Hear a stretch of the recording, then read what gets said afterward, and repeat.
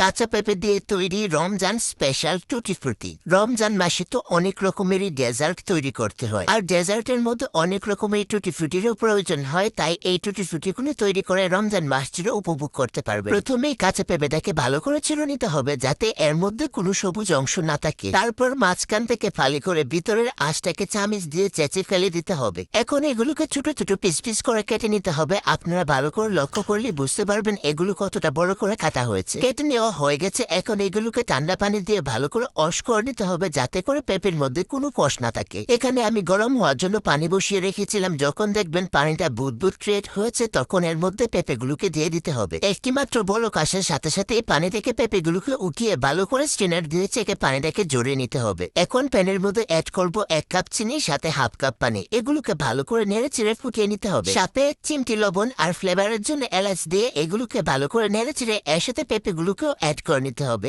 এগুলোকে দেওয়ার পর অনবরত নাড়তে থাকতে হবে। যখন এর মধ্যে ফেনা ক্রিয়েট হবে, তখন শিরাটাকে চেক করে নিতে হবে। আর শিরার মধ্যে একটা চড়ে আসতে চুলাটাকে অফ করে দিতে হবে। চুলা থেকে নামিয়ে এগুলোকে গরম থাকা অবস্থাতে 4টি ভিন্ন বাটির মধ্যে সার্ভ করে নিব।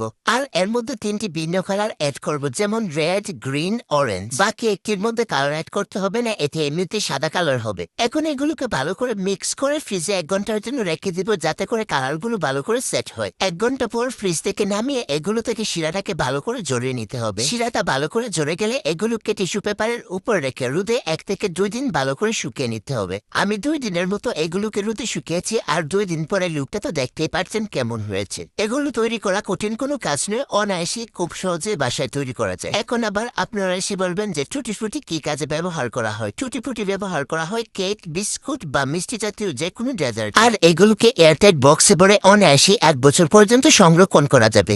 আল্লাহকে ভালোবাসলে চ্যানেলটি সাবস্ক্রাইব করে লাইক দিয়ে পাশে থাকবেন।